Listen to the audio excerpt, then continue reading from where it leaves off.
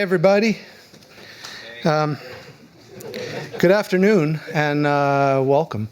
I don't take for granted at all that we've all got busy lives and jobs and careers, and so the fact that you're all here means something to me. Thank you.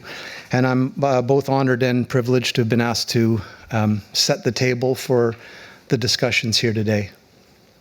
Let's talk about my favorite thing, the future.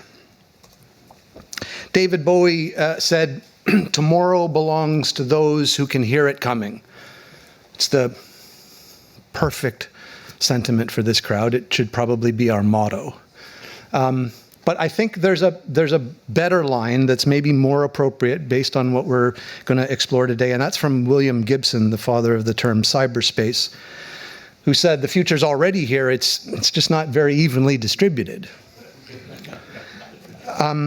That line has always been meaningful to me. But a while ago, it started to take on new significance in light of something I learned about called the theory of the adjacent possible, or TAP, the work of Stuart Kauffman.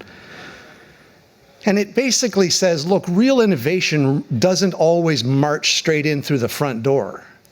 A lot of times it sort of sneaks in through the side, emerging not from linear progress, but from surprising recombinations of previously unconnected ideas. So TAP tells us why it is that the next big thing rarely starts out looking like the next big thing. In innovation space, it's almost like the equivalent of the whole is greater than the sum of the parts. For an example of this, we don't have to look any farther than autotune. As everybody in this room, I'm certain, is well aware, is based on technology that was originally designed for geologic and seismic data analysis, but reimagined through a musical lens, it became one of the most defining audio effects or capabilities of the last 30 years. And it wasn't just a better EQ or a nicer compressor, it was a leap. The emergence of a brand new creative capability born of the fusion of disparate disciplines. Now, by the way, this isn't just a clever idea. There's math that supports this, so any mathematicians in the room, feel free to take it for a drive, where M represents the total number of unique technologies or resources in a system. The point is, TAP shows us why it is that the future often arrives sideways. And right now, in 2025, I think the expanse of those adjacent capabilities, namely things that are adjacent to our main attention as an audio industry, are expanding and maturing rapidly enough that it's possible to see now how the confluence of several of these rapidly maturing technologies is going to significantly shape and empower media in the future. And I'm thinking here, of course, this can't be an exhaustive list, but of course I'm thinking about AI, firstly, in all of its guises. Are we talking about machine learning, neural networks, language models, generative AI, all the way up to, of course, the threat of AGI, but also the curiousness of quantum, the rise of Web 3.0, the arrival of the first practical machine vision and machine hearing systems, the appearance of, or the beginnings of embodied computing, advanced haptics, the list goes on and on and on. And yet, despite the apparent truism of this TAP idea, we tend to talk about the future, especially in our industry, as though it's this linear, predictable upgrade. Now, needing always to be on the hunt for the next new thing is an occupational hazard for us. It's why we're all in this room and why events like this exist. But let's be frank, very often that new thing could best be described as having found a new way to do an old job. Or, maybe more threateningly, a more efficient way to do the old job, which leads inevitably to this sort of generalized pessimistic understanding that all of this can get summed up as robots are coming for our jobs. So cue the cartoonish imagery, in this case created for me by DALL-E, but the following images are all hand-drawn. It turns out there are lots of human artists looking for work. And it was easy for me to get an actual human artist to draw some pictures for me. It was amazing. Watch this. Now, in planning this talk, I had used a stand-in image as I was planning this talk, and the robot in the following image was depicted as this very 1950s Robbie the Robot friendly looking little guy. And I didn't give the artist much guidance on what I needed the robot to look like. So instead of Robbie the Robot, I think now we have Roberta. Okay, so our friendly neighborhood media bot, I think the artist is my eldest daughter, Julia, and I think she must have been watching Murderbot. But anyways, look, so Roberta, the media bot, is learning how to mix a TV show. Okay, I mean, that's going to happen at some point. Like, okay, fine, I get it. But having mastered the complexities of the audio compartment or the audio control room, maybe Roberta then moves on to learn another job, like, oh, I don't know, like directing. Sure, makes sense. I mean, you got to learn all the jobs. Directing is a job, right?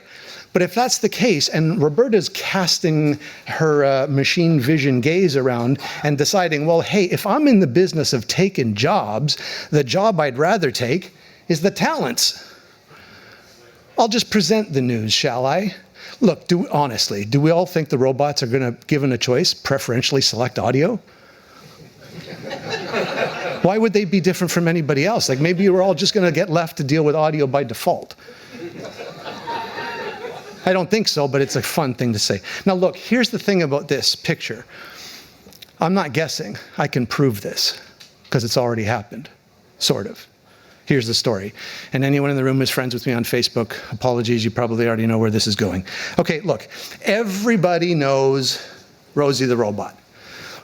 For me, you know, it was elementary school, walking home for lunch, grilled cheese sandwiches, and the Jetsons on TV. Like, okay, everybody knows who Rosie the Robot is. And I think we can all agree that truth is catching up with this particular fiction. I mean, we have Roomba now, right? Okay.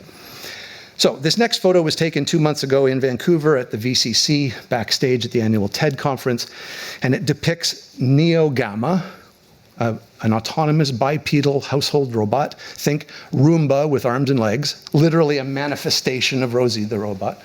And Neo is backstage with some of our crew. There's Lynn, our general stage manager. You can see Chris Anderson just over Neo's shoulder.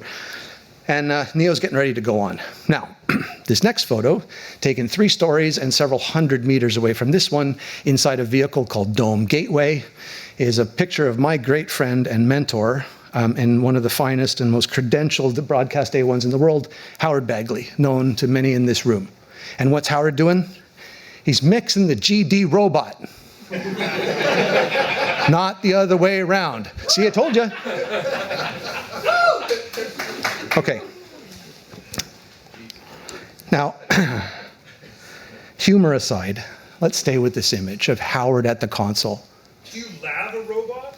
Yeah. Okay. Yeah, you do. Thank you.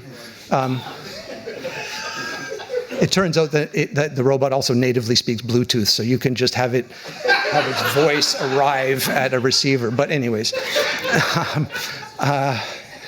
talk about embodied computing. Okay, no, look, let's stay with this picture of Howard at the console, because that console, I think, perfectly represents the situation we've put ourselves in.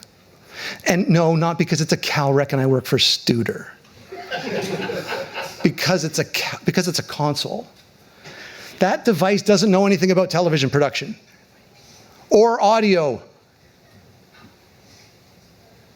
It's a hyper-specialized tool that could cost the better part of $1 million, built expressly for broadcast, and yet it's a complete cipher, knowing nothing about even its normal, usual infrastructure neighbors.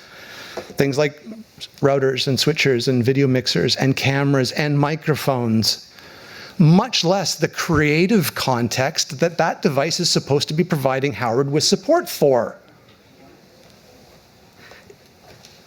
It's a calculator that processes silence or pink noise, or later in that same TED event, the sound of a Stradivarius violin played by Joshua Bell, with the same level of precision and fidelity and the same complete lack of understanding.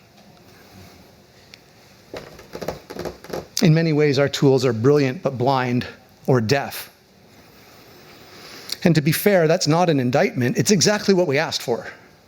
We've spent the entire history of recorded and electronic sound building better tools. Higher fidelity, easier to use, faster, more powerful, more precise, more convenient, God help me. And here we are today, when things that used to take colossal amounts of effort are now so trivial that they escape notice. And stuff that even a few years ago was utter science fiction is now just merely inconvenient and requires a software license. Vince Silvestri, my boss, who helms research and development at Evertz, has a great analogy for this, which I'll borrow: the humble light switch. There was a time when the electric lighting, symbolized by that switch, was the very definition of high tech. It was new, it was revolutionary, it was divisive, and it was absolutely disruptive. Now, most people would fail to recognize that as technology. It's just become part of the furniture. That's the mark of a very specific kind of technical maturity, and I think that needs to be aspirational for us. Because now, sort of like just now, I think we're on the eve of something really special.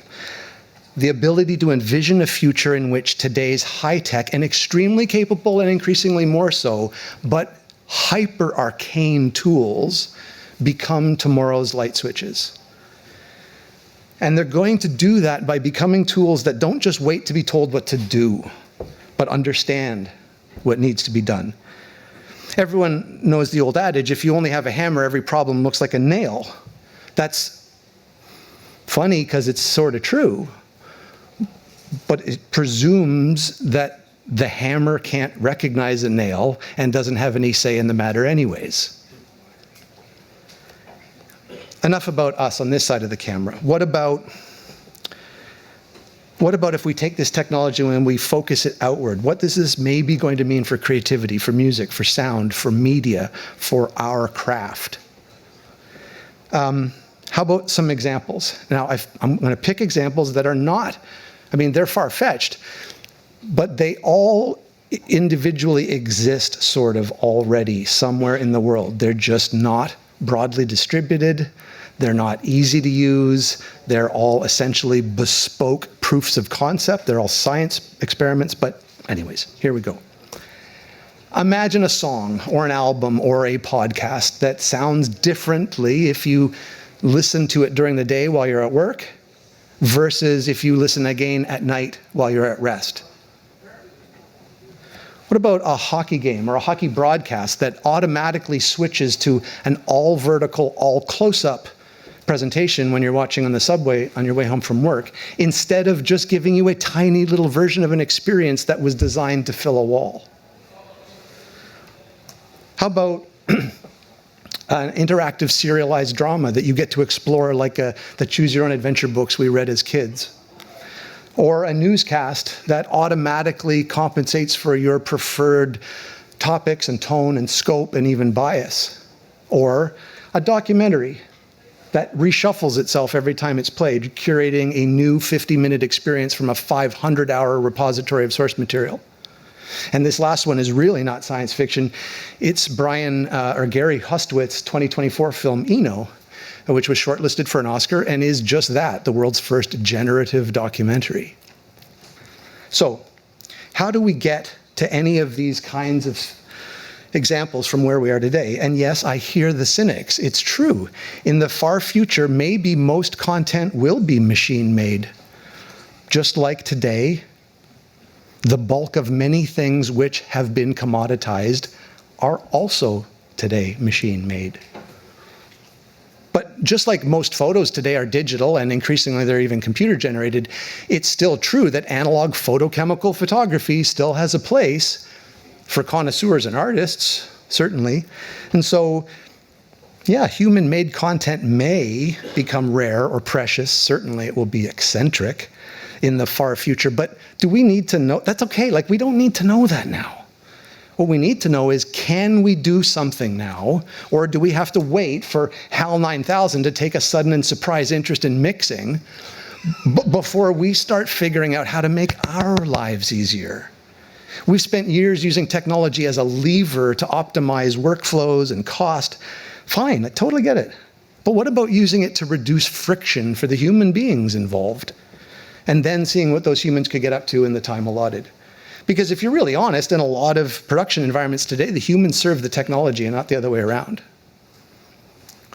Our tools are powerful, but they're dumb. They rely on human operators to tell them exactly what to do every time. Yeah, I get it, they're tools. And all of our investment has gone into capacity and capability and none into cognitive support. Yeah, I understand why. I understand history, I understand technical and scientific progress. Yeah, I get it, yeah. But that was then, and this is now. What if our tools knew what they were doing? What if they could anticipate, collaborate, adapt? Or at least appear to, for all intent and purposes. That's the kind of shift in thinking I think we need.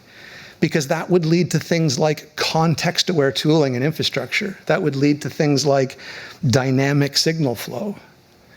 That's the kind of future I want to point towards.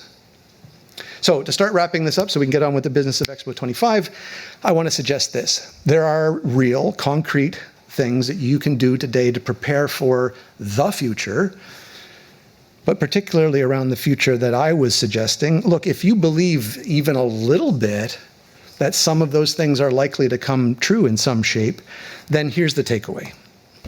The future is metadata.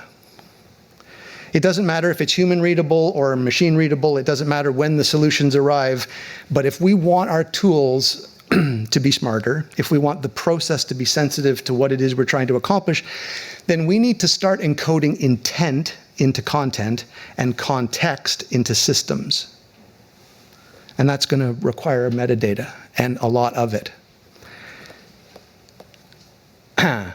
And now I can hear the barely suppressed groans from colleagues of a certain vintage. Because yeah, we've had a rocky history with metadata. But most of that was static, program level, usually manually handled, usually after the fact, often incomplete, misunderstood, or ignored altogether. So no kidding, we had a rocky time with it. But imagine a future where that metadata is granular. Every source, every signal, every channel, every device, every destination, every process. Metadata that doesn't just describe the content, it helps the system understand what it's for and what it's doing. So imagine if signals could have agency. The good news is you can start right now. The easiest and most practical on-ramp to this metadata-driven future is, in my humble opinion, object-based audio as a general proposition. You can pick your flavor. There's lots of different ways you can explore it. Dolby Atmos happens to only be one of them. But regardless of where you live in the industry or how you choose to interface with the idea, understanding the shift from channel-based work to object-based work is absolutely crucial. Now, luckily, it's a concept that brings flexibility and creativity and format future-proofing to your work, and it does that happily today, but it does it while also being a really great place to begin to understand the outlines of what is likely to become agile next-gen media. So, to conclude, I believe that the most transformative changes that are in audio's future are unlikely to come from within audio itself. I think instead they're more likely to emerge as unexpected consequences of advances in adjacent or entirely unrelated domains. They're going to be technologies and ideas that weren't originally aimed at us, but once we take them, apply them to our problems, and combine them with our tools and our workflows and our creative conceits, and importantly, our artistic ambitions, I think they're going to unlock an entirely new range of possibilities on both sides of the camera. Because, make no mistake about it, the future may arrive sideways, but it's arriving nonetheless. Thank you.